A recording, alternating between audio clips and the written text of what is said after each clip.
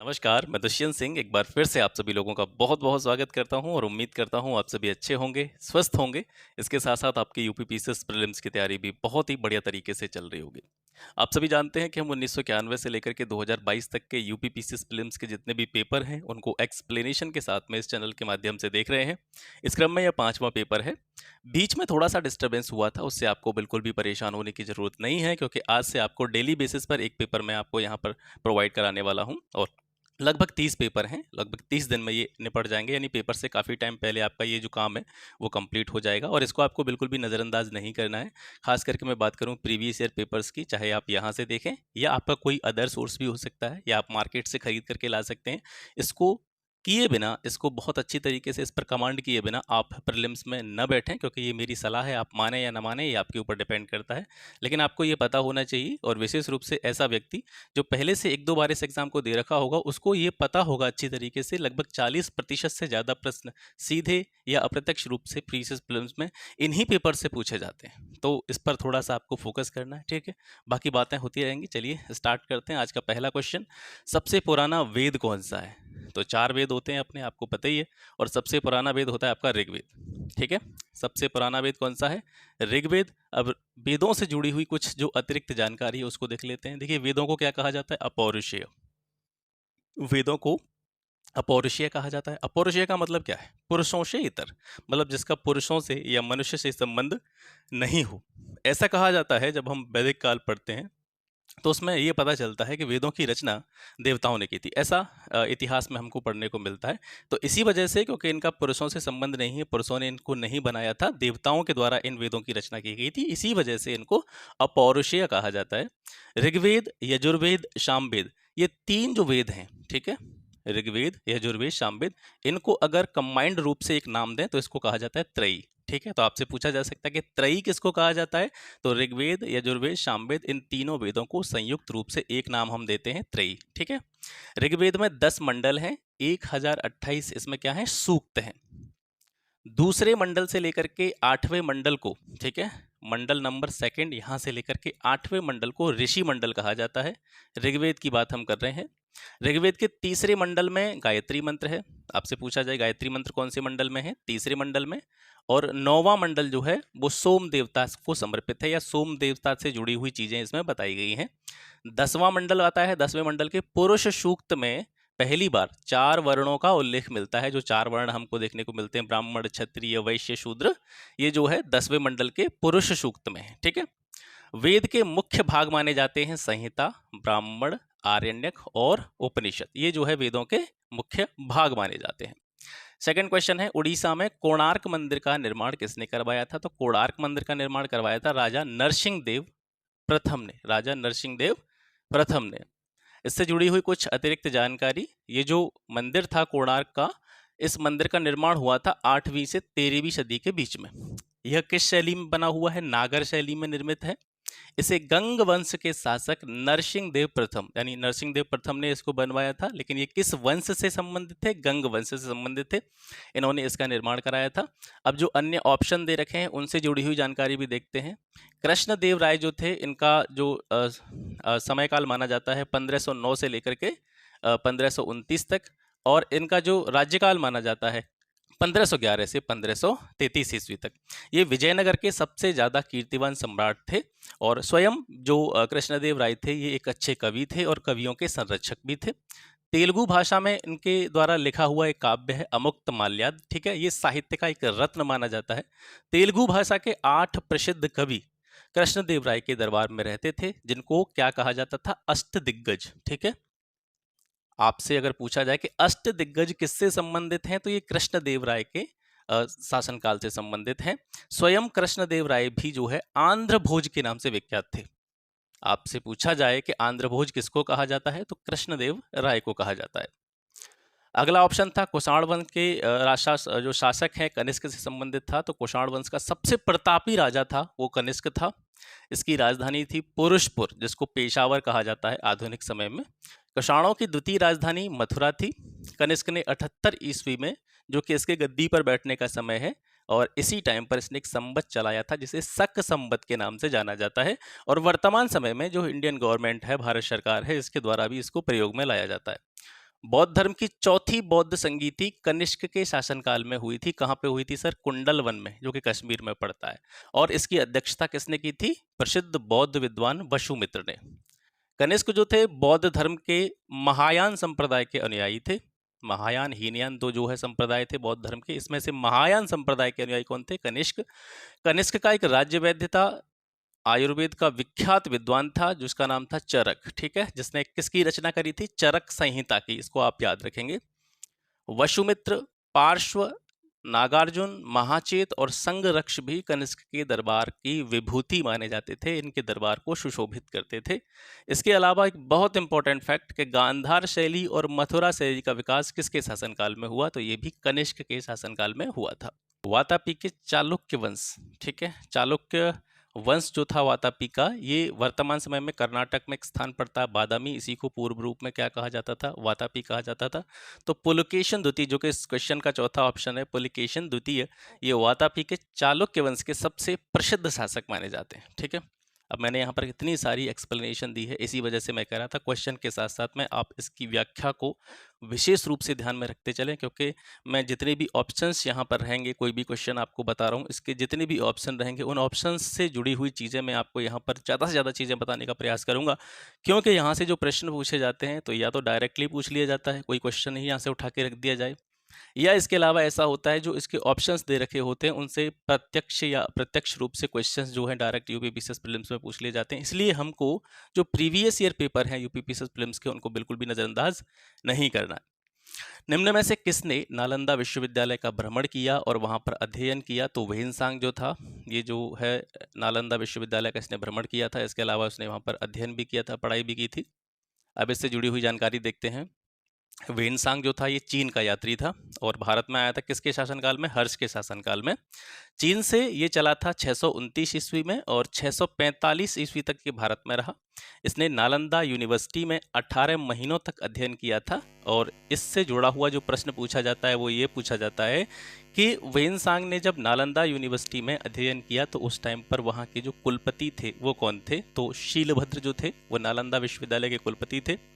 फायान भारत की यात्रा पर आने वाले चीनी बिच्छू यानी पहले चीनी बिच्छू थे, यात्री और अनुवादक थे जिनका लक्ष्य यहाँ से बौद्ध ग्रंथ एकत्रित करके उन्हें चीन ले जाना था। ये बड़ा महत्वपूर्ण पॉइंट है जो कि कई बार परीक्षाओं में पूछा गया है। देखिए, ये सामान्य जानकारी तो सबको पता होती है, लेकिन ये पूछा जाता है कि जो फायान भारत आया था, ठीक है, क्योंकि हम यहाँ पर विदेशी यात्रियों की बात कर रहे हैं, विशेष रूप से चीन की, तो चीनी यात्री फायान जब भारत आया था तो ये जो था इसका उद्देश्य या मोटिव क्या था, किस उद्देश्य के साथ में फायान भारत आया था? तो इसका मुख्य लक्ष्य था जहां से जो बौद्ध ग्रंथ थे उनको एकत्रित करना और उनको चीन ले जाना।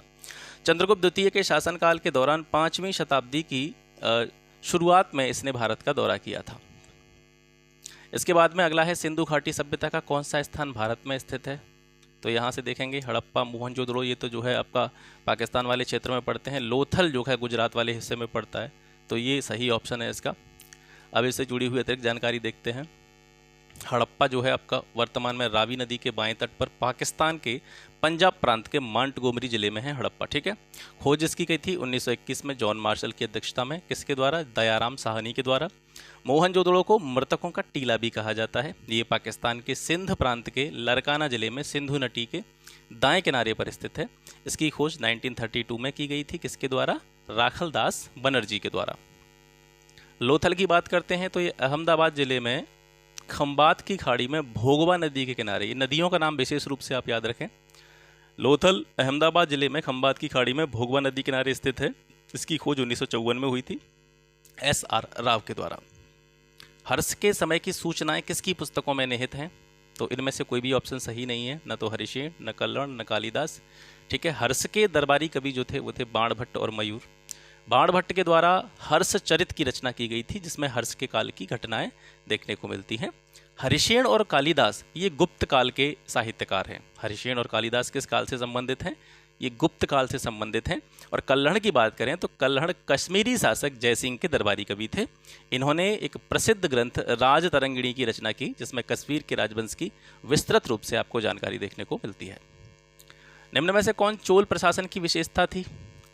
तो चोल प्रशासन की सबसे प्रमुख विशेषता थी ग्राम प्रशासन की स्वायत्तता, ठीक है, ग्राम प्रशासन की स्वायत्तता।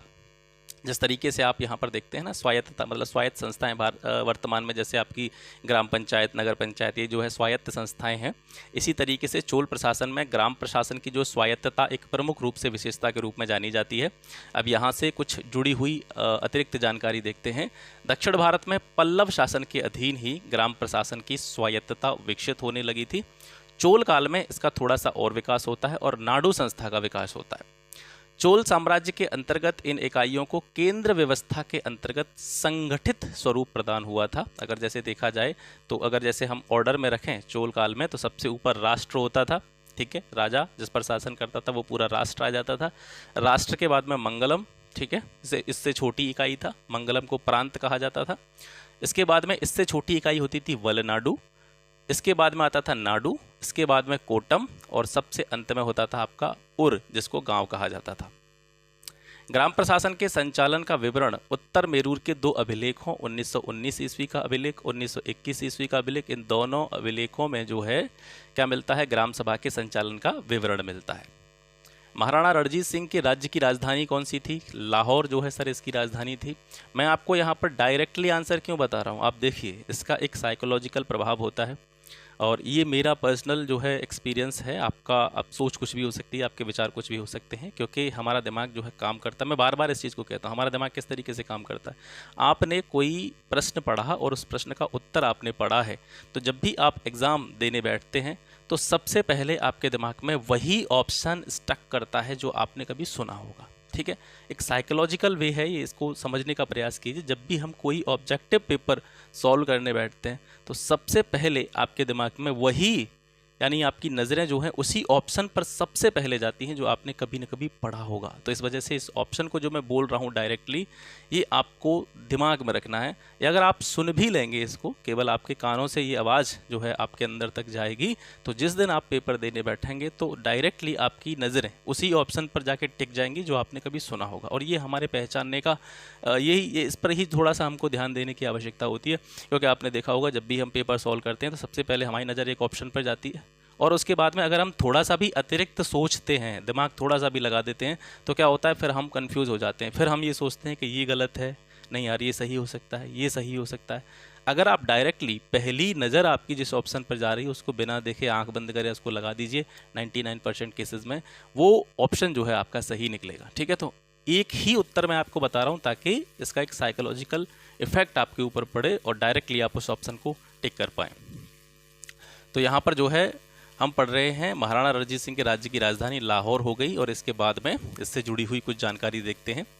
1763 से लेकर के 1773 के बीच में पंजाब में छोटे छोटे सिख राज्यों की स्थापना हुई, और इन जो राज्यों को क्या कहा जाता था, मिसल के नाम से जाना जाता था। और ख़ास करके हम बात करें रणजीत सिंह के टाइम की, तो इस टाइम पर पंजाब में जो मिसलों की संख्या थी वो 12 थी, और जिसमें से सबसे शक्तिशाली जो मिसल थी वो थी भंगी मिसल, ठीक है। एक प्रश्न आपसे पूछा जाता है कि रणजीत सिंह किस मिसल से संबंधित थे, तो ये सुकर चकिया मिसल से संबंधित थे। रणजीत सिंह ने अपने साम्राज्य को 4 प्रांतों में बांटा था, लाहौर, मुल्तान, कश्मीर और पेशावर। रणजीत सिंह ने भंगी मिसल से लाहौर और अमृतसर को छीना और लाहौर को क्या बनाया, अपनी राजधानी बनाया। 29 मार्च 1948 को डलहौजी ने सिख राज्य को अंग्रेजी राज्य में मिला लिया था। मीराबाई किसके समकालीन थी, तो मीराबाई चैतन्य महाप्रभु के समकालीन थी। मीराबाई का जीवन 1499 से लेकर के 1546 का जो समयावधि है, कालखंड है, तो ये जो है उनके जीवन का पूरा काल है। इनके जन्म के समय दिल्ली पर किस वंश का शासन था, लोधी वंश का शासन था, आपको याद रखना है। बाबर ने अपने बाबरनामा में किस हिंदू राज्य का उल्लेख किया है, तो मेवाड़ राज्य का उल्लेख इन्होंने किया है, ठीक है। बाबर ने एक आत्मकथा लिखी थी अपनी, तुजुक ए बाबरी, ठीक है। ये किस भाषा में लिखी थी, तुर्की भाषा में लिखी थी। इसमें इसने 5 मुस्लिम राज्य, बंगाल, दिल्ली, मालवा, गुजरात और बहमनी राज्य का उल्लेख किया है। इसके साथ साथ इसने 2 हिंदू राज्यों का भी उल्लेख किया है, जिनमें से पहला है मेवाड़ और दूसरा है विजयनगर। बाबर ने कहा था कि कृष्णदेव राय उस समय पर, यानी जिस समय पर इसने ये बाबरनामा लिखा था, तत्कालीन भारत का सबसे शक्तिशाली शासक थे, ठीक है। कृष्णदेव राय को बाबर ने तत्कालीन भारत का सबसे ज्यादा शक्तिशाली शासक कहा है। वह युद्ध कौन सा है जिसमें भारत में मुस्लिम सत्ता की स्थापना हुई थी, तो तराइन का सेकेंड वॉर, द्वितीय युद्ध जो है तराइन का। इसके बाद में भारत में मुस्लिम सत्ता की जो स्थापना होती है वो सुदृढ़ होने लग जाती है। तराइन का जो दूसरा युद्ध हुआ था 1192 में दिल्ली और अजमेर के शक्तिशाली शासक पृथ्वीराज चौहान और मोहम्मद गौरी के बीच में हुआ था, जिसमें पृथ्वीराज चौहान की पराजय हुई थी। तराइन का पहला युद्ध 1191 में हुआ था।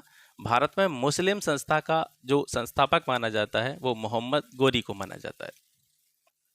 अगला है, सम्राट अकबर के द्वारा निम्न में किसको जरी कलम की उपाधि दी गई थी? तो मोहम्मद हुसैन को। ठीक है, मोहम्मद हुसैन को अकबर के द्वारा जरी कलम की उपाधि दी गई थी।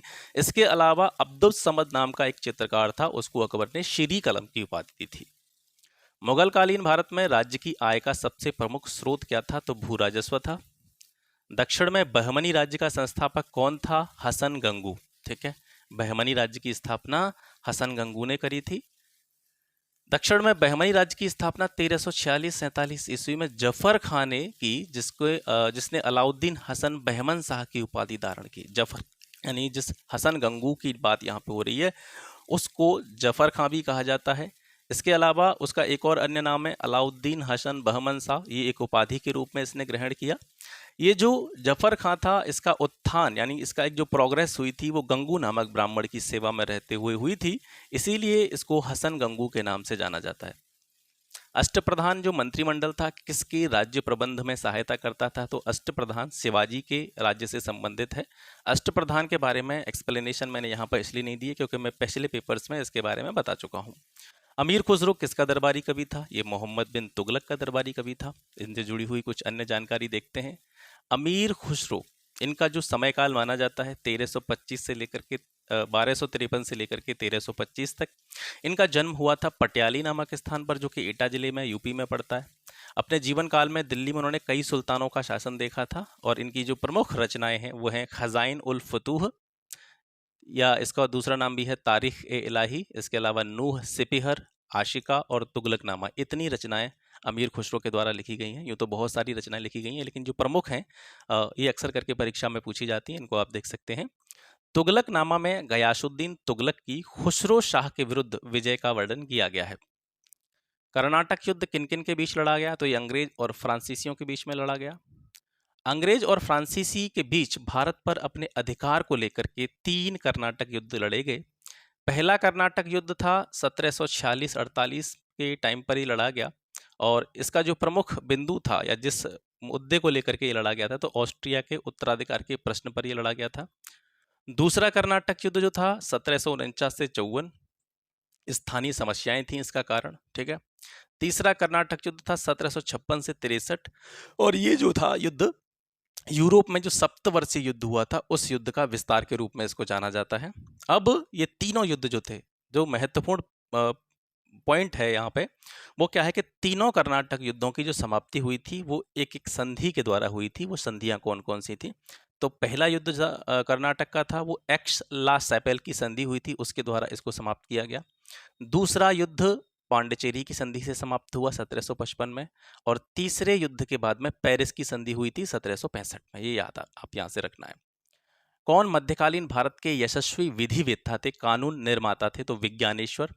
विज्ञानेश्वर ने मिताक्षरा नामक ग्रंथ लिखा था जो कि याज्ञवल्क्य के स्मृति पर एक टीका के रूप में जाना जाता है। इसके अलावा जीमूत वाहन के द्वारा दाय भाग की रचना की गई। राजशेखर जो थे ये महेंद्रपाल प्रथम के मंत्री थे और काव्य मीमांसा इनकी प्रसिद्ध रचना के रूप में जानी जाती है। हिमाद्री देवगिरी के यादव शासक महादेव और राजा रामचंद्र के प्रधानमंत्री थे। चिकित्सा के संदर्भ में उनकी पुस्तक है आयुर्वेद रहस्य। किसकी है? हेमाद्री की। ठीक है, उन्होंने महाराष्ट्र में लक्ष्मी पूजन को प्रोत्साहन भी दिया था। महात्मा गांधी द्वारा व्यक्तिगत सत्याग्रह आंदोलन के लिए पहला सत्याग्रही कौन चुना गया? तो वो था विनोबा भावे। विनोबा भावे जो थे व्यक्तिगत सत्याग्रह के रूप में पहले सत्याग्रही माने जाते हैं। व्यक्तिगत सत्याग्रह का औपचारिक रूप से प्रारंभ हुआ था 17 अक्टूबर 1940 को पवनार नामक स्थान से और दिसंबर 1941 तक 4 चरणों के रूप में इसको अभिव्यक्त किया जाता है। मतलब व्यक्तिगत सत्याग्रह के जो चरण माने जाते हैं वो 4 चरण माने जाते हैं। प्रथम सत्याग्रही के रूप में विनोबा भावे को चुना गया था और द्वितीय सत्याग्रही जो थे वो पंडित जवाहरलाल नेहरू थे। मुस्लिम लीग की स्थापना सन 1906 में हुई थी। कहाँ पे? ये ढाका में हुई थी सर। ठीक है, मुस्लिम लीग की स्थापना का निर्णय 30-31 दिसंबर 1906 को ढाका में नवाब वकार उल मुल्क की अध्यक्षता में लिया गया, जिसका औपचारिक अधिवेशन 1908 में अमृतसर में आयोजित किया गया था। इसकी अध्यक्षता का श्रेय जाता है सैयद इमाम को, और इसमें आगा खां को मुस्लिम लीग का स्थायी अध्यक्ष भी घोषित किया गया था। निम्न में से कौन सी पुस्तक बंगाली देशभक्ति की बाइबल मानी जाती है? तो वो है आनंद मठ। आनंद मठ की रचना करी थी बंकिम चंद्र चटर्जी ने, ठीक है। और भारत का जो राष्ट्रगीत है वंदे मातरम, इसको भी बंकिम चंद्र चटर्जी के द्वारा ही लिखा गया है। वंदे मातरम पहली बार कब गाया गया था? तो 1896 के कोलकाता अधिवेशन में, और इस अधिवेशन की अध्यक्षता करी थी रहीमतुल्ला सयानी ने। गीतांजलि और गोरा नामक पुस्तकें किसके द्वारा लिखी गई हैं? रविंद्रनाथ टैगोर के द्वारा लिखी गई हैं। और इसके अलावा देवदास की जो रचना करी थी वो शरत चंद्र चट्टोपाध्याय के द्वारा की गई थी। निम्न में से कौन मध्यम मार्गी नहीं था? तो बाल गंगाधर जो थे ये मध्यम मार्गी की कैटेगरी में नहीं आते हैं। बाकी के गोपाल कृष्ण गोखले, A.O. ह्यूम और मदन मोहन मालवीय मध्यम मार्गी कहे जाते हैं। अब यहाँ से हम जानेंगे कि मध्यम मार्गी होता क्या है। तो प्रश्न के जितने भी विकल्प दे रखे हैं इसमें से बाल गंगाधर तिलक को मध्यम मार्गी नहीं माना जाता है। इन्हें अपने विचारात्मक उग्रता के कारण अतिवादी श्रेणी में प्रमुख स्थान प्राप्त है। वेलेंटाइन चिरोल के द्वारा इन्हें भारतीय अशांति का जनक भी कहा गया था। कांग्रेस के प्रारंभिक जो नेता थे, जब कांग्रेस की स्थापना हुई थी तो स्थापना के समय पर जो शुरुआती नेता थे उन नेताओं में प्रमुख नेता थे दादा भाई नौरोजी, सुरेंद्रनाथ बनर्जी, गोपाल कृष्ण गोखले, ठीक है। ये जो नेता थे, जितने नेताओं के नाम मैं बात कर रहा हूँ, विशेष रूप से जो प्रारंभिक नेता थे कांग्रेस के, ये किस चीज़ पर बिलीव करते थे कि हम प्रार्थना पत्र देंगे, ठीक है, ब्रिटिश सरकार को, उनसे उनके लिए याचिका दाखिल करेंगे, अपील करेंगे उनसे, और इन सभी तरीकों के द्वारा हम अपनी बात को अंग्रेजी शासन तक पहुंचाएंगे और उनसे मनवाने का प्रयास करेंगे। तो इस तरह के जो काम करते थे उनको मध्यम मार्गी की कैटेगरी में रखा जाता था, क्योंकि ये बीच का रास्ता निकालते थे। ना तो ये हिंसा में विश्वास करते थे, ना ही ये मतलब कहीं पर जाके उपद्रव में विश्वास करते थे। वो कहते बीच का रास्ता निकालो, न तो हमको समस्या हो और न शासन को समस्या हो। उनसे याचिका के द्वारा, प्रार्थना पत्रों के द्वारा, अपीलों के द्वारा अपनी बात जो भी है पब्लिक की, उसको मनवाने का प्रयास करने का काम ये लोग करते थे। भारतीय राष्ट्रीय कांग्रेस के सबसे पहले मुस्लिम अध्यक्ष कौन थे? तो बदरुद्दीन तैयब जी थे। बदरुद्दीन तैयब जी ने 1887 के कांग्रेस के मद्रास अधिवेशन की अध्यक्षता की थी। कांग्रेस की स्थापना आपको पता ही है 1885 में हुई थी, और पहले अध्यक्ष इसके व्योमेश चंद्र या WC बनर्जी थे। M.A. अंसारी जो थे 1927 के कांग्रेस अधिवेशन के अध्यक्ष रहे थे। इसके अलावा मौलाना आज़ाद जो थे वो 1940 से 45 तक कांग्रेस के अध्यक्ष रहे थे। इनकलाब जिंदाबाद का नारा किसने दिया था? भगत सिंह ने दिया था, आपको पता ही है। इनकलाब शब्द का पहला जो प्रयोग किया गया था किसके द्वारा किया गया था? मोहम्मद इकबाल के द्वारा। 1922 में गांधी जी ने सत्याग्रह आंदोलन वापस क्यों लिया था? क्या रीजन था इसके पीछे? तो इसके पीछे था चौरा चौरी हिंसा। चौरा चौरी हिंसा के बारे में एक्सप्लेनेशन पिछली वीडियोस में मिल चुकी है। जो एक्सप्लेनेशन मैं यहाँ पे नहीं दे रखा हूँ, समझ लीजिए वो पहले मैं दे चुका हूँ। महात्मा गांधी को सबसे पहले राष्ट्रपिता किसने कहा था सर? सुभाष चंद्र बोस के द्वारा कहा गया था। वेदों के पुनरुत्थान का श्रेय किसको है? स्वामी दयानंद सरस्वती को। इन्होंने नारा दिया था वेदों की ओर लौटो। अंग्रेजों के शासनकाल में भारत के आर्थिक दोहन के सिद्धांत को किसने प्रतिपादित किया था? तो दादा भाई नौरोजी के द्वारा यह सिद्धांत प्रतिपादित किया गया था। आर्थिक दोहन का सिद्धांत इन्होंने अपनी पुस्तक poverty and un British rule in India में किया था, और यह भारतीय राष्ट्रीय कांग्रेस के 3 बार अध्यक्ष भी रहे थे दादा भाई नौरोजी। इसके साथ ही ब्रिटिश हाउस ऑफ कॉमन्स हेतु निर्वाचित होने वाले ये पहले भारतीय थे। मिलान करना है, ये पहले से ही मैंने मिलान कर रखे हैं। लॉर्ड डलहौजी, ये किससे संबंधित है? राज्य हड़प नीति या व्यपहरण का सिद्धांत या डॉक्ट्रिन ऑफ लैप्स के सिद्धांत से ये संबंधित है। लॉर्ड विलियम बेंटिक, इसने भारत में सती प्रथा को जो है समाप्त करने के लिए विशेष योगदान दिया। लॉर्ड रिपन, ये स्वायत्त शासन या स्थानीय शासन से जुड़ा हुआ है। और लॉर्ड कर्जन का संबंध है बंगाल के विभाजन से। भारत में संघ राज्यों का प्रशासन किसके द्वारा किया जाता है? राष्ट्रपति के द्वारा किया जाता है। राष्ट्रपति की कह सकते हैं एक तरह से देखरेख में या राष्ट्रपति के संरक्षण में जो भी राज्यपाल होते हैं वो जो है संघ राज्यों के प्रशासन से संबंधित हैं। संविधान के अनुच्छेद 239 में यह प्रावधान किया गया है कि संघीय क्षेत्रों का प्रशासन किसके द्वारा किया जाएगा? राष्ट्रपति के द्वारा किया जाएगा। इससे जुड़ा हुआ आर्टिकल 239 है। दिल्ली और पांडिचेरी संघीय क्षेत्रों में अनुच्छेद 239 ए के अनुसार विधानसभा की व्यवस्था की गई है। भारत सरकार के मुख्य विधि परामर्शदाता कौन है? तो अटॉर्नी जनरल ऑफ इंडिया, इनको महान्यायवादी भी कहा जाता है। ये भारत सरकार के प्रमुख वकील के रूप में कार्य करते हैं। ठीक है। भारत के अटॉर्नी जनरल या महान्यायवादी को संविधान की धारा 76(1) के तहत भारत के राष्ट्रपति के द्वारा नियुक्त किया जाता है और वह राष्ट्रपति के प्रसाद पर्यंत अपने पद पर बने रहते हैं। भारत के वर्तमान अटॉर्नी जनरल हैं आर वेंकट रमणी। उन्हें 1 अक्टूबर 2022 से 3 साल के लिए नियुक्त किया गया है। ये भारत के अगर क्रमिक रूप से देखा जाए तो 16वें अटॉर्नी जनरल हैं। भारतीय संविधान सभा की स्थापना कब की गई थी? 9 दिसंबर 1946 को। संविधान सभा की पहली बैठक हुई थी 9 दिसंबर 1946 को, जबकि इसे 26 नवंबर 1949 को अंतिम रूप से अंगीकृत यानी स्वीकार कर लिया गया था। संविधान को बनाने में 2 वर्ष 11 माह और 18 दिन लगे थे। संविधान सभा की स्थापना 6 दिसंबर 1946 को की गई थी। पहली बैठक आप जान ही चुके हैं 9 दिसंबर 1946 को हुई, जिसमें अस्थायी अध्यक्ष का काम किया था सच्चिदानंद सिन्हा ने। फिर 11 दिसंबर 1946 को दूसरी बैठक हुई थी संविधान सभा की। इसमें राजेंद्र प्रसाद को संविधान सभा के स्थायी अध्यक्ष के रूप में चुन लिया गया। और अगर आपसे पूछा जाए कि संविधान सभा जो थी ये कब तक अस्तित्व में रही, कब तक प्रभाव में रही, तो ये 24 जनवरी 1950 तक इसका अस्तित्व रहा। इसके बाद में हमारा संविधान लागू हो जाता है, संविधान सभा समाप्त कर दी जाती है। भारतीय संविधान सभा की प्रारूप समिति के अध्यक्ष कौन थे? ड्राफ्ट कमेटी के अध्यक्ष कौन थे? डॉक्टर भीमराव अंबेडकर। प्रारूप इन्होंने ही तैयार किया था। प्रारूप समिति ने संविधान के प्रारूप पर विचार करके अपनी रिपोर्ट 21 फरवरी 1948 को संविधान सभा में पेश की थी। प्रारूप समिति का गठन कब हुआ था? 29 अगस्त 1947 को। इसके अलावा कुछ अन्य समितियां भी हैं जिनके अध्यक्षों से जुड़े हुए प्रश्न पूछे जा सकते हैं, यहां से उनको देख लीजिए। संघीय शक्ति समिति के अध्यक्ष जवाहरलाल नेहरू थे। कार्य संचालन समिति के अध्यक्ष के.एम. मुंशी। झंडा समिति के अध्यक्ष जे.बी. कृपलानी। वार्ता और प्रक्रिया समिति के अध्यक्ष थे राजेंद्र प्रसाद। इसके अलावा 3 समितियां, प्रांतीय समिति, मूलाधिकार समिति, अल्पसंख्यक समिति, इनके अध्यक्ष थे सरदार वल्लभ भाई पटेल। भारतीय संविधान में मौलिक कर्तव्यों को किस संविधान संशोधन के द्वारा शामिल किया गया था? तो 42वें संविधान संशोधन के द्वारा शामिल किया गया था। जब 42वां संविधान संशोधन हुआ था 1976 में, उसमें भाग 4 क और अनुच्छेद 51 क ये जोड़ा गया था और इसी के तहत 10 मौलिक कर्तव्यों को शामिल किया गया था। एक बहुत महत्वपूर्ण प्रश्न ये आ जाता है कि जो हमारे मौलिक कर्तव्य थे उन्हें किस समिति की अनुशंसा पर या किस समिति की सिफारिश पर संविधान में शामिल किया गया था? तो वो स्वर्ण सिंह समिति थी। ठीक है। वर्तमान में मौलिक कर्तव्यों की संख्या कितनी है? 11। मूल संविधान में कितनी थी? जब 1976 में ये शामिल किया गया था तब 10 मौलिक कर्तव्य थे, वर्तमान में 11 हैं।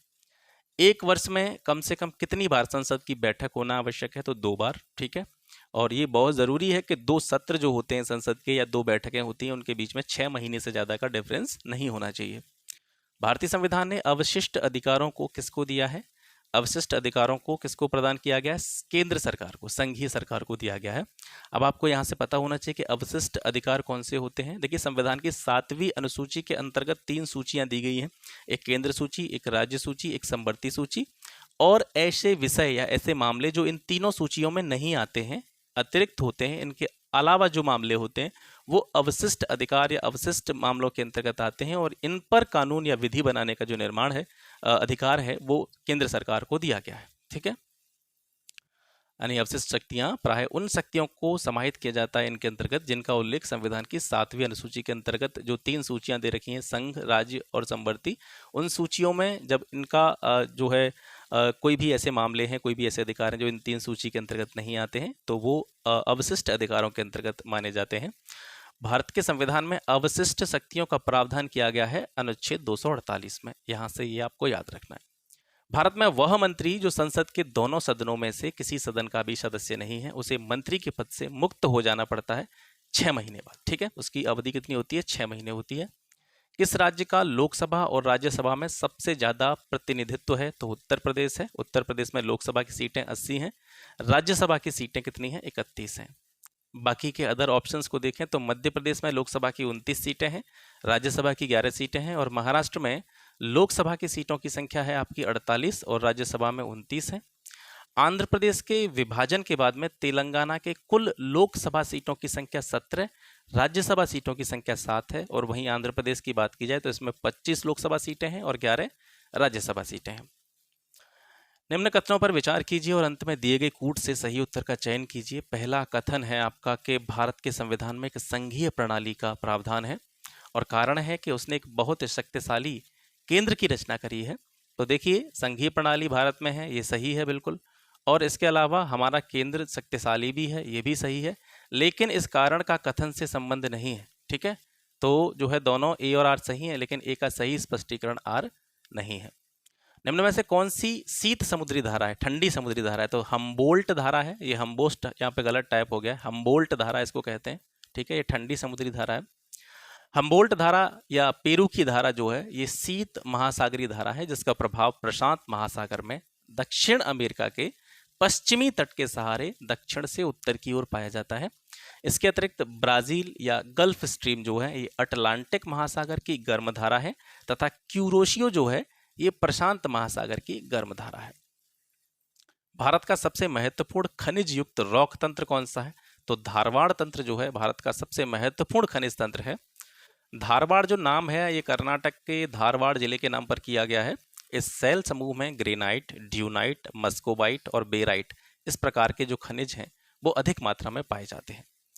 निम्नलिखित में से कौन अक्साई चीन का भाग है? तो काराकोरम श्रेणी जो है ये अक्साई चीन का हिस्सा है।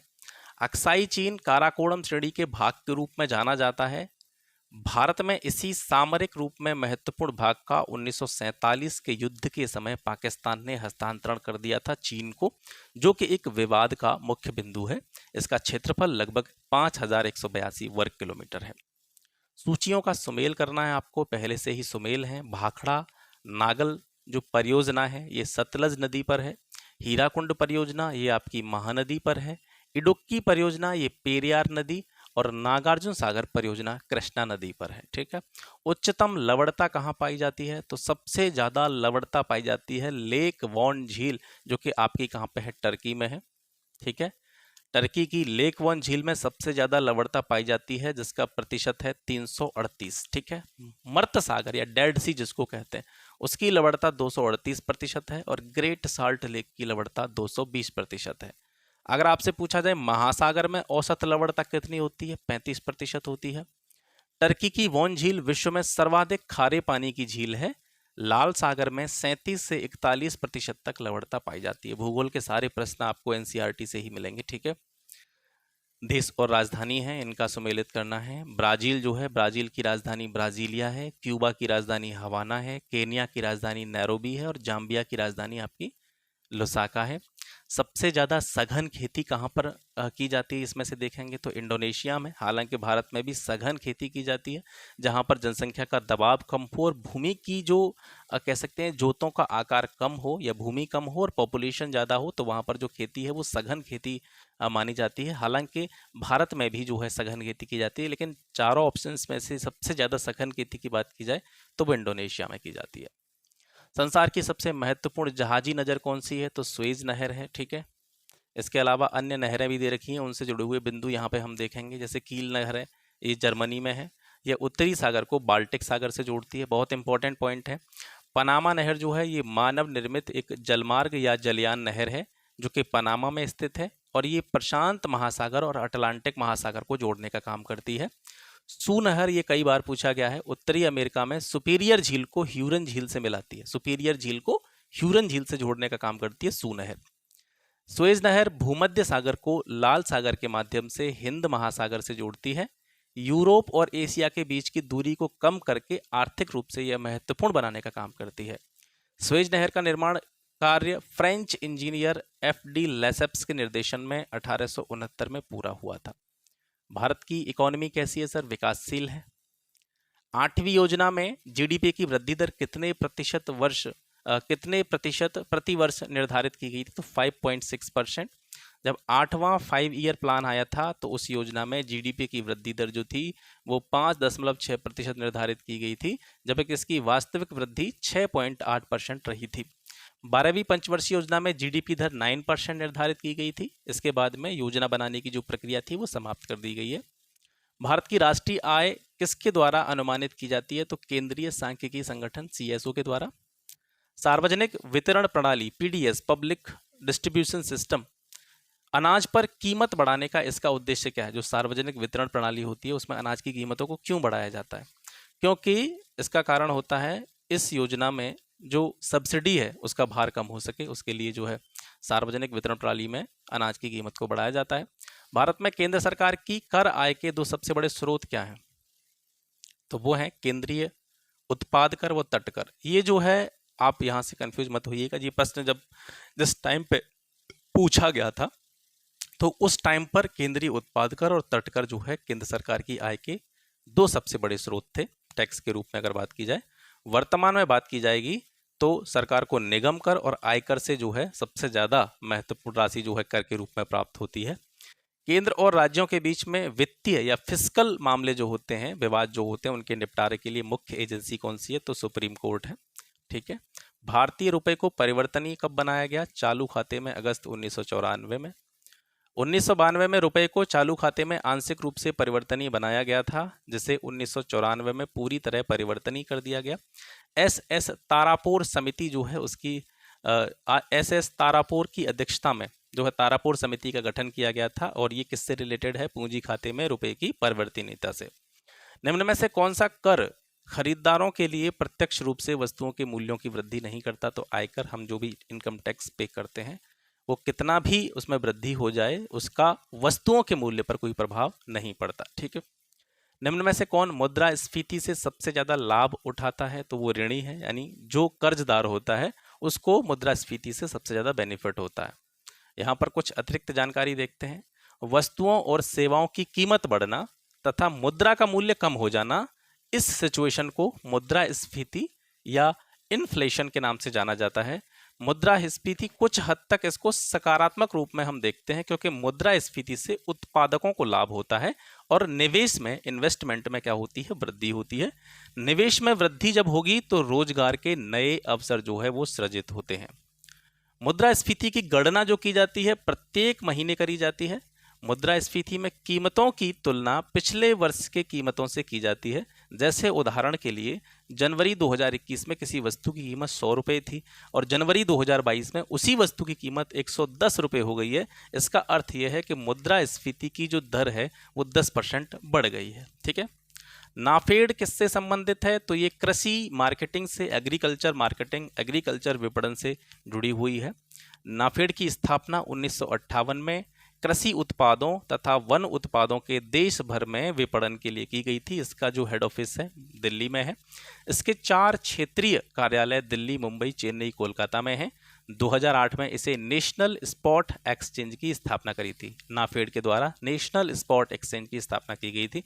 आपसे अगर पूछा जाए नाफेड का पूर्ण रूप क्या है, तो national agricultural cooperative marketing federation of India limited, ये जो है नाफेड का पूर्ण रूप है। न्यूट्रॉन की खोज किसने करी थी? चैडविक ने करी थी। इलेक्ट्रॉन की खोज जे थॉमसन ने 1896 में, प्रोटॉन की रदरफोर्ड ने 1919 में, न्यूट्रॉन की चैडविक ने 1932 में करी थी।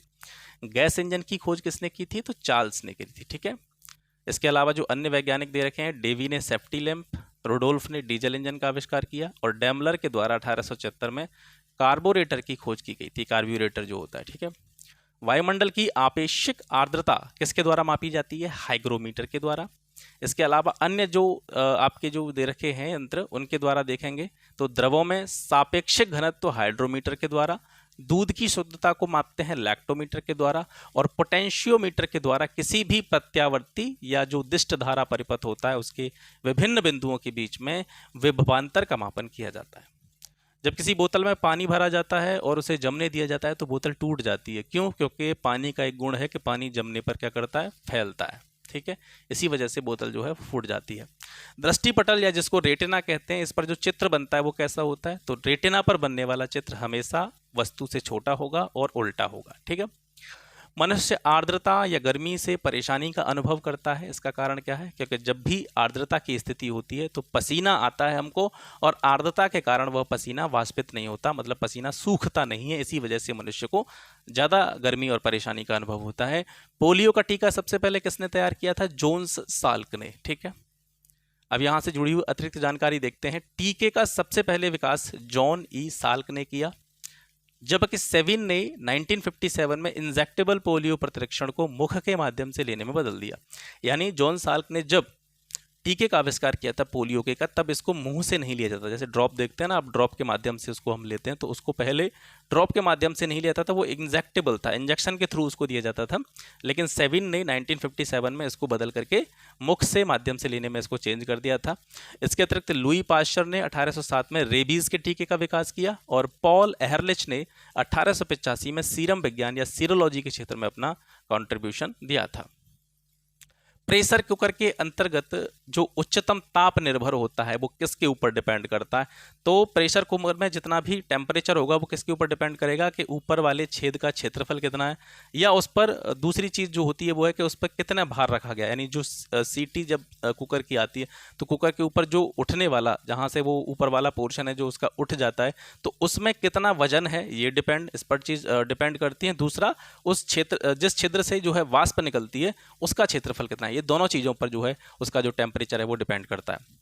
पृथ्वी के चारों ओर घूमने वाले कृत्रिम उपग्रह से अगर कोई गेंद गिराई जाएगी तो क्या होगा? तो वो गेंद पृथ्वी के चारों ओर उपग्रह के समान उसी आवर्तकाल में उसी कक्ष में घूमती रहेगी। ठीक है। साबुन के बुलबुले के अंदर का दाब जो होता है वो कैसा होता है?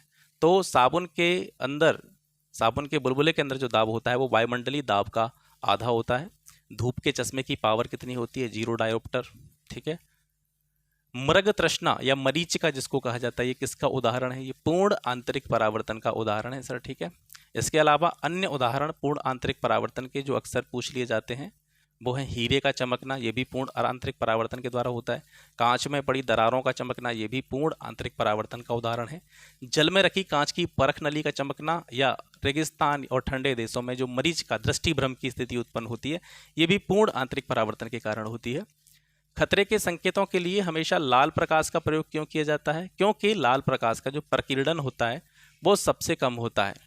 याद रखिएगा, जितने भी कलर होते हैं, जिस कलर की जितनी वेवलेंथ होगी, जितनी ज़्यादा वेवलेंथ होगी उसका प्रकीर्णन उतना ही कम होगा, और जितनी कम वेवलेंथ होगी उसका प्रकीर्णन उतना ही ज़्यादा होगा। लाल रंग की तरंग दैर्ध्य सबसे ज़्यादा होती है, इसी वजह से इसका जो प्रकीर्णन है वो सबसे कम होता है। प्रकीर्णन का मतलब है ये कलर जो है फैलता नहीं है, ठीक है, विकृत नहीं होता है ज़्यादा, एक ही जगह पर इसकी जो कह सकते हैं इसका जो प्रकाश है वो एक ही जगह पर संकेंद्रित रहता है, इसलिए इसको दूर से हम देख सकते हैं, नज़र इस पर दूर से ही पड़ जाती है। इसी वजह से खतरे के संकेतों के लिए लाल रंग का प्रयोग किया जाता है। इसके अलावा प्रकीर्णन के अन्य उदाहरण, आकाश जो हमको नीला दिखाई देता है ये प्रकीर्णन के कारण होता है। दोपहर के समय आकाश सफ़ेद दिखाई देता है, ये प्रकीर्णन के कारण होता है। बादलों का सफ़ेद दिखाई देना प्रकीर्णन के कारण। सूर्योदय और सूर्यास्त के समय सूर्य जब लाल दिखाई देता है ये भी प्रकीर्णन के कारण होता है। और वायुमंडल की अनुपस्थिति में आकाश का काला दिखाई देना ये भी जो है प्रकीर्णन के कारण होता है। हबल अंतरिक्ष टेलीस्कोप ने पहली बार एक दूरस्थ तारे की सतह की छाया भेजी, उस तारे का नाम क्या है? बीटलग्यूस, नाम याद रखेंगे। निम्न में से कौन सा मूल तत्व है? रेत, हीरा, संगमरमर, ठीक है, शक्कर। तो रेत जो है सबसे मूल तत्व माना जाता है। रेत को सिलिका के नाम से जाना जाता है और इसको मूल तत्व की श्रेणी में सम्मिलित किया जाता है, जबकि हीरा जो है ये कार्बन का अपर रूप है। संगमरमर दाब और ताप के प्रभाव के बाद में रूपांतरित खनिज मिश्रण का प्रतीक है। इसके अलावा शक्कर जो है ये एक कार्बनिक यौगिक का उदाहरण पेश करता है। जीव विज्ञान जो है इसके अंतर्गत किस चीज़ का अध्ययन करते हैं? जीवित और मृत, चाहे जीवित व्यक्ति है या मृत जानवर है, दोनों का अध्ययन इसके अंतर्गत किया जाता है। थियोफ्रेस्टर को वनस्पति विज्ञान का जनक कहा जाता है। इसके अलावा अरस्तु को जंतु विज्ञान का जनक कहा जाता है। ठीक है। सूक्ष्म जीवाणु या जिनको बैक्टीरिया कहते हैं, इनको किसके द्वारा देखा जा सकता है? तो कंपाउंड सूक्ष्मदर्शी के द्वारा, या संयुक्त सूक्ष्मदर्शी इसको कहते हैं, इसके द्वारा हम जीवाणुओं को देख सकते हैं। जीवाणुओं को सबसे पहले किसने देखा था? डच वैज्ञानिक एंटनी वॉन ल्यूवेनहॉक ने दांत के खुरचन पर सूक्ष्मदर्शी की सहायता से इसको देखा था, इसलिए ल्यूवेनहॉक को जीवाणु विज्ञान का पिता भी कहा जाता है। सबसे पहले जीवाणु नाम किसने दिया? तो एहरेनबर्ग के द्वारा 1829 में दिया गया। रॉबर्ट कोच के द्वारा सबसे पहले 1881 में जीवाणुओं का कृत्रिम संवर्धन किया गया। ठीक है। सूक्ष्म जीवाणु या बैक्टीरिया के बारे में कौन सा कथन सत्य है? ये जीवित व मृत की सीमा रेखा पर होते हैं, ये वनस्पति और जानवर की सीमा रेखा पर होते हैं, ये फूल देने वाले और फूल न देने वाली वनस्पति की सीमा रेखा पर होते हैं। तो इनमें से कोई भी कथन सत्य नहीं है। अब इससे जुड़ी हुई जानकारी देखते हैं। जीवित और मृतक की सीमा पर कौन होता है? विषाणु होते हैं, वायरस जो होते हैं, ठीक है। इनको जीवित और मरे हुए व्यक्ति के बीच की एक कड़ी कहा जाता है। वनस्पति और जानवर की सीमा रेखा पर किसको माना जाता है? युगलीना को माना जाता है। फूल देने वाली व फूल न देने वाली वनस्पति की सीमा रेखा पर अनावृत बीजों को माना जाता है। विटामिन सी का सबसे उत्तम स्रोत कौन सा है? आंवला। सबसे ज्यादा विटामिन सी होता है इसमें। हृदय की धड़कन को नियंत्रित करने के लिए कौन सा खनिज आवश्यक है? तो पोटेशियम, ठीक है। पोटेशियम जो है ये हार्ट बीट को कंट्रोल करने के काम में आता है। सोडियम का काम क्या है? ये ब्लड प्रेशर को बैलेंस करता है, शरीर में जल का संतुलन बनाए रखने के लिए भी आवश्यक है। गंधक की कमी से प्रोटीन के मेटाबॉलिज्म में कमी उत्पन्न होती है, और लौह की कमी से शरीर में क्या होती है? एनीमिया की शिकायत होती है, रक्त क्षीणता की शिकायत होती है। अंकोर वाट का विष्णु मंदिर कहाँ पे है? ये सर कंबोडिया में है। अंकोर वाट का मंदिर कंबोडिया के अंकोर में है, जिसका पुराना नाम था यशोधरपुर, ठीक है। इसका निर्माण किसने करवाया था? सम्राट सूर्यवर्मन द्वितीय ने। 1112 से लेकर के 53 के बीच में इनका शासनकाल है। यह एक हिंदू मंदिर है और विशेष रूप से विष्णु भगवान को समर्पित है। इस मंदिर को कंबोडिया के राष्ट्र ध्वज में भी स्थान दिया गया है। इसकी दीवारों पर भारतीय हिंदू धर्म ग्रंथों के प्रसंगों का चित्रण है। इन प्रसंगों में अप्सराएं बहुत सुंदर रूप से चित्रित की गई हैं। असुरों और देवताओं के बीच समुद्र मंथन का भी दृश्य इसकी दीवारों पर दिखाया गया है। ये मंदिर यूनेस्को के विश्व धरोहर स्थलों में से एक है। खमेर शास्त्रीय शैली से जो इसका जो स्थापत्य है ना, वो खमेर शास्त्रीय शैली में है, यानी इस शैली में इसका निर्माण किया गया है। इसका जो निर्माण कार्य प्रारंभ किया था, जैसा कि माना जाता है, सूर्यवर्मन द्वितीय ने, लेकिन इसको कंप्लीट नहीं करवा पाए थे। मंदिर का कंप्लीट कार्य जो कराया था वो उनके भांजे और उत्तराधिकारी धरणीन्द्र वर्मन के शासनकाल में जो है पूरा हुआ था। चकमा किस देश के शरणार्थी हैं? तो ये बांग्लादेश के शरणार्थी हैं। खुशवंत सिंह के द्वारा लिखी गई आत्मकथा का नाम क्या है? तो इनकी जो ऑटोबायोग्राफी है वह truth, love and a little malice. किस खेल से रोवर्स कप संबंधित है? तो फुटबॉल जो है, फुटबॉल से संबंधित आपकी प्रतियोगिता है रोवर्स कप। कुछ अन्य बिंदु देखते हैं। फुटबॉल से जुड़ी हुई अन्य प्रतियोगिताएं Santosh trophy, Durand cup, Federation cup, curling cup, Subroto cup और मार्डेका कप, ये सभी फुटबॉल से संबंधित प्रतियोगिताएं हैं। हॉकी से जुड़ी हुई प्रतियोगिताओं को देखेंगे तो Aga Khan cup, Beighton cup, Dhyanchand trophy, lady Ratan Tata trophy, Nehru trophy, Rangaswamy trophy, Scindia trophy, master champions trophy, ये सारी हॉकी से जुड़ी हुई प्रतियोगिताएं हैं। टेनिस की बात करेंगे तो Australian open, French open, Wimbledon open और यूएस ओपन, ये जो है टेनिस से जुड़े हुए हैं। आयरन शब्द किस खेल से संबंधित है? ये सर गोल्फ से संबंधित है। नव्य न्याय संप्रदाय या जो स्कूल है, नव्य न्याय स्कूल, इसके संस्थापक कौन थे? ठीक है, ये स्कूल नहीं है जैसे आप पढ़ते हैं, ये एक विचारधारा है, ठीक है। तो गंगेश के द्वारा नव्य न्याय संप्रदाय का जो है स्थापना इनकी की गई थी। गंगेश उपाध्याय ने न्याय दर्शन की परवर्ती शाखा नव्य न्याय का प्रवर्तन किया। कब? 12वीं सदी में। उनकी पुस्तक है तत्व चिंतामणि, जो इस संप्रदाय का सबसे मान्य ग्रंथ माना जाता है। उस समिति का नाम बताएं जिसने राजनीतिज्ञों और अपराधियों के गठबंधन की जांच की और रिपोर्ट दी। तो वोहरा समिति, ठीक है। बोहरा समिति जो थी, इसका उद्देश्य अपराधियों को राजनीतिज्ञों के बीच साठ गांठ की जांच करना था। मतलब जो पॉलिटिकल लोग होते हैं और जो अपराधी होते हैं उनके बीच में जो भी कनेक्शंस होते हैं उसकी जांच करने के लिए बोहरा कमेटी जो गठित की गई थी। इस समिति ने अपना प्रतिवेदन 1993 में केंद्र सरकार को सौंपा था। अगर बात आती है ज्ञान प्रकाश समिति की, तो ये चीनी घोटाले से संबंधित है। 1994 में तत्कालीन खाद्य आपूर्ति मंत्री कल्पनाथ राय ने बाजार भाव से भी महंगी दर पर चीनी का आयात का फैसला किया था, और इस चीनी घोटाले में सरकार को लगभग 650 करोड़ रुपए का नुकसान हुआ था। इस मामले में राय की कुर्सी भी जो है जाती रही थी, और इसके अलावा उनको जेल भी जाना पड़ा था।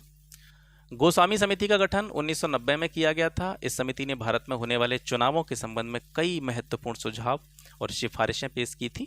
समिति की सबसे महत्वपूर्ण सिफारिश ये थी कि किसी भी व्यक्ति को 2 से अधिक निर्वाचन क्षेत्रों पर चुनाव लड़ने की अनुमति न दी जाए, और निर्दलीय उम्मीदवारों की जो जमानत राशि होती है वो बढ़ाई जानी चाहिए। ऐसे सभी उम्मीदवारों की जमानत राशि जब्त की जानी चाहिए जो 1/4 मत न पा सकें। ठीक है, ये गोस्वामी समिति है।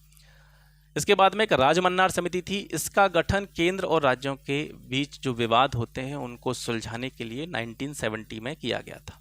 ठीक है, तो ये हो गया आज का सेशन। आशा करता हूँ आज की जो क्वेश्चंस थे और इनकी एक्सप्लेनेशन थी आपको पसंद आई होगी। इसके अलावा ये जो एक्सप्लेनेशन है या क्वेश्चन है आपके प्रीलिम्स में भी एक बहुत ही इंपॉर्टेंट रोल प्ले करने वाले हैं, तो इसको आपको बिल्कुल भी स्किप नहीं करना है। मैं कभी भी नहीं कहता कि मेरे यहाँ से देखिए, आप प्रीवियस पेपर्स को छोड़िए मत, बस मैं इतना कह रहा हूँ।